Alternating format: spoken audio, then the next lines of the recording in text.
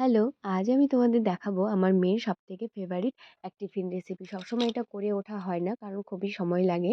আর সকালে স্কুল যেহেতু ফট করে সময়টা চলে যায়।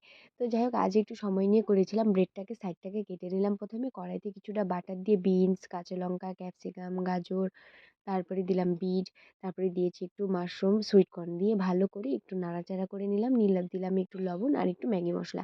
দিয়ে এটাকে ভালো করে একটু ঢেকে, ঢেকে ভেজে নিতে হবে। ভাজা হয়ে গেলে এরপরে যে আলুটা ঘষে রেখেছিলাম আলুটা দিয়ে দেবো। আলুটা এর মধ্যে ভালোভাবে মিশে গেলে ব্যাস এটাকে নামিয়ে নেব। আর ওই যে ব্রেডটা কেটে রেখেছিলাম সেটাকে এবার আমি এপিঠ-ওপিঠ সেঁকে নেব। এক পাশে বেশি সেঁকবো এবং আরেক পাশে কম সেঁকবো। যে পাশে একটু বেশি সেঁকা হয়েছে সেটার ভেতর সাইডে পুরগুলো ভরে দেবো। আর হ্যাঁ, আমার কাছে চিজ ছিল না। এখানে তোমরা যদি স্লাইস চিজ ব্যবহার করো খেতে কিন্তু আরও স্বাদ হয়ে যায়। তো তারপরে আবার একটু বাটার দিলাম, দিয়ে এটাকে এপিঠ-ওপিঠ যে পাশে একটু কম সেঁকা হয়েছিল সেটাকে সেঁকে নিলাম। ব্যাস তৈরি হয়ে গেল পটেটো ব্রেড।